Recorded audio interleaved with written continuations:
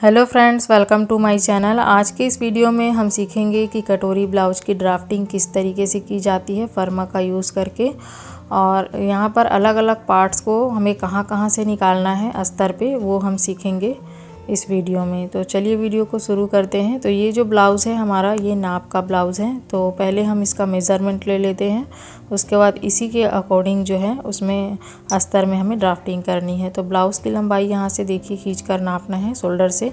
तो 13.5 इंच जो है ब्लाउज़ की लंबाई है। यहाँ पर लंबाई का मेज़रमेंट लेने के बाद अब चेस्ट का मेज़रमेंट लेंगे। तो देखिए यहाँ पर टेप को रखकर थोड़ा सा हल्का सा खींचकर हमें नापना है। तो ये हमारा आ रहा है 16.5 इंच, यानी कि ये हमारा 33 साइज़ चेस्ट का ब्लाउज़ है। अब कमर का नाप लेंगे, तो यहाँ से भी हमें देखिए हल्का सा खींचकर नापना है इसे। तो 14 इंच पर ये हमारा आ रहा है, यानी कि 28 की कमर है। तो इसके बाद हम साइड पार्ट का लंबाई देख लेते हैं। तो ये हमारा आ रहा है देखिए 11 इंच पे। तो टेप को आपको शोल्डर पे रख कर नापना है। और कटोरी का जो चौड़ाई है वो यहाँ पर 5.5 इंच है। ऊपर से ये हमारा 4.25 इंच पर आ रहा है, और बीच में ये हमारा आ रहा है 6.5 इंच। लंबाई भी यहाँ पर चेक कर लेंगे कटोरी की, तो ये 6.5 इंच की है। तो अब योग पट्टी का मेज़रमेंट देखेंगे, तो ये हमारा 2.5 इंच आ रहा है। सामने की साइड से 3 इंच पर है। तो ये हमारा सामने का पूरा मेज़रमेंट हो गया। अब हम आस्तीन का मेज़रमेंट लेंगे। तो आस्तीन की लंबाई जो है यहाँ पर 3.25 इंच की है। अब चौड़ाई चेक कर लेते हैं। तो आस्तीन की चौड़ाई यहाँ पर 5.5 इंच की है। नीचे से भी इसे चेक कर लेंगे, तो ये हमारा 2 इंच है। तो अब गले की साइड से हमें चेक करना है। तो देखिए साइड पार्ट जो है यहाँ से हमारा गले की साइड से 4 इंच पर है, और गले की लंबाई जो है वो 4.5 इंच की है। पीछे से हमारा डीप नेक है, तो सामने से गले की गहराई जो है वो कम ही रखनी पड़ती है।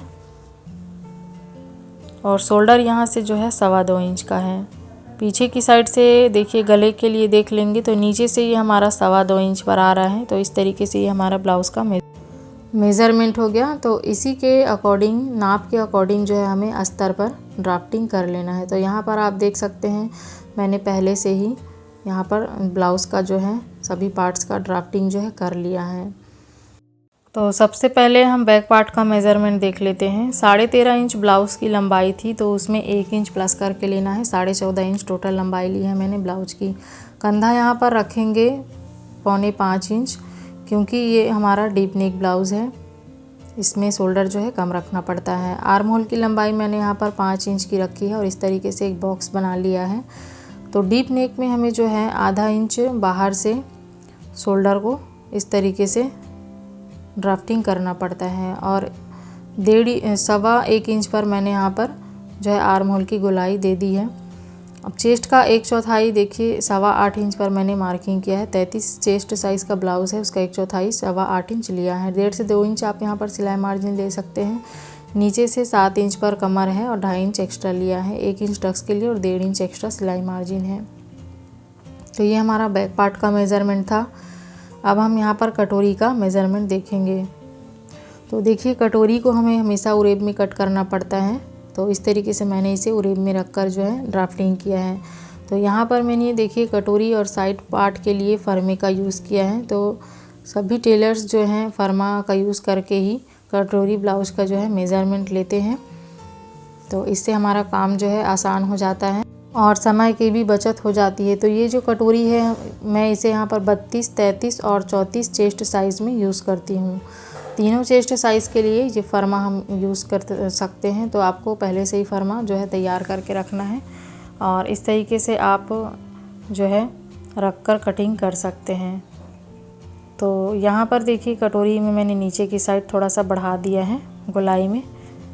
और साइड पार्ट का मेज़रमेंट किस तरीके से रखना है, फर्मा किस तरीके से यूज़ करना है वो देख लेते हैं। देखिए सामने की साइड 4 इंच पर था, तो 5 इंच पर मैंने मार्किंग किया है। 1 इंच प्लस करके लेना है। लंबाई साइड पार्ट की 11 इंच की थी, तो मैंने 1.5 इंच एक्स्ट्रा लिया है नीचे से। तो सामने की साइड से जो है 1 इंच एक्स्ट्रा लेना है। 4 इंच था, तो 5 इंच लिया है। तो यहीं से हमें देखिए यहाँ पर मैंने निशान लगा लिया है। तो यहीं से हमें फर्मा जो है इस तरीके से रख लेना है, और सभी तरफ से चौक से मार्किंग कर लेना है। तो जो कि मैंने पहले ही कर लिया है। यहाँ पर जो है देखिए कंधा जो है मैंने ज़्यादा लिया है और आर्म होल की लंबाई कम रखी है। तो यहाँ पर हम रफली ड्राफ्टिंग कर रहे हैं, इसकी एग्जैक्ट कटिंग हम बाद में करेंगे आर्म होल की साइड से। तो यहाँ से चेक कर लेते हैं। देखिए ऊपर की साइड से कटोरी की चौड़ाई जो थी वो 4.25 इंच पर थी, तो इस तरीके से 4.25 इंच पर रखेंगे सामने की साइड से टेप को बढ़ाकर, क्योंकि आधा इंच हमारा मार्जिन में चला जाएगा कटोरी जॉइंट करेंगे तो। और यहाँ से 8.25 इंच है और यहाँ से मार्जिन जो है वो मैंने 2 इंच रखा है। तो मार्जिन आप अपने हिसाब से ले सकते हैं। नीचे से 2 इंच तैयार चाहिए तो 2.5 इंच लिया है, आधा इंच हमारा जॉइंट में चला जाएगा और 2 इंच नीचे से भी मैंने एक्स्ट्रा सिलाई मार्जिन लिया है। तो इस तरीके से साइड पार्ट का ये हमारा ड्राफ्टिंग है।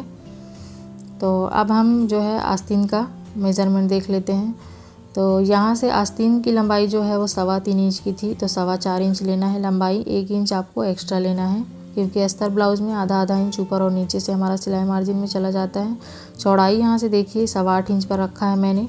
मोहरी 5.5 इंच की है, तो यहाँ पर साइड में मुझे 2 इंच तैयार चाहिए तो मैंने 3 इंच रखा है, 1 इंच एक्स्ट्रा रखना है। तो इसी के हिसाब से मैंने यहाँ पर आस्तीन को डाउन किया है। मोहरी 5.5 इंच पर है, तो यहाँ से 6.5 इंच लेकर यहाँ पर इस तरीके से मैंने आस्तीन का शेप दे दिया है। तो ये हमारा आस्तीन का मेज़रमेंट था। अब हम योग पट्टी का मेज़रमेंट देखेंगे। तो देखिए यहाँ से मैंने इसे 9.25 इंच पर रखा है। अब पीछे की साइड से ये मुझे 2.5 इंच तैयार चाहिए तो मैंने 3.5 इंच रखा है। 1 इंच मार्जिन का रखा है, क्योंकि आधा इंच हमारा ऊपर और नीचे से सिलाई मार्जिन में चला जाता है। सामने की साइड से मुझे ये 3 इंच तैयार चाहिए, तो इस साइड से 4 इंच लेना है। 1 इंच इस साइड भी हमें एक्स्ट्रा लेना है।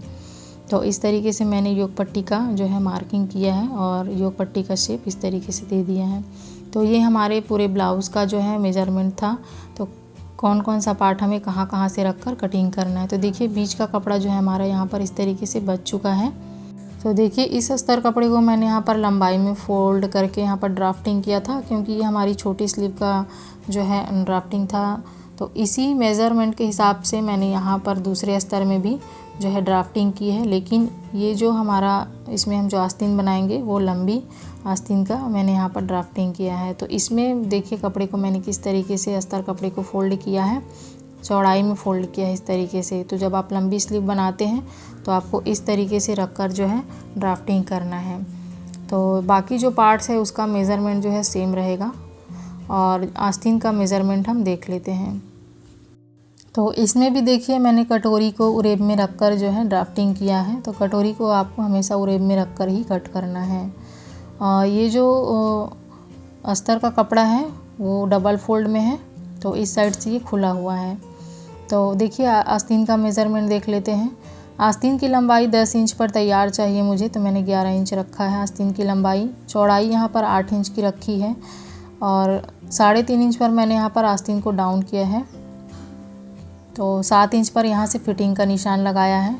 तो ये हमारे फ्रंट का शेप है और ये बैक का शेप है आस्तीन का। मोहरी यहाँ से 5.25 इंच पर लिया है, 1.5 से 2 इंच आप एक्स्ट्रा सिलाई मार्जिन रख सकते हैं। तो इस तरीके से ये हमारा जो है स्लीव का मेज़रमेंट था। तो देखिए इस वीडियो में हमने सीखा है कि आस्तीन के हिसाब से अस्तर कपड़े को हमें किस तरीके से फ़ोल्ड करके रखना है और सभी पार्ट्स को हमें कहाँ कहाँ से निकालना है कपड़ा बचाते हुए। तो देखिए एक ही नाप के ब्लाउज़ को मैंने यहाँ पर आस्तीन के हिसाब से अलग अलग तरीके से अस्तर को फ़ोल्ड करके जो है इसकी ड्राफ्टिंग की है। तो आज की वीडियो आपको कैसी लगी कमेंट करके ज़रूर बताएं। वीडियो पसंद आए तो वीडियो को लाइक करें, शेयर करें और चैनल को सब्सक्राइब करना ना भूलें। Thanks for watching this video.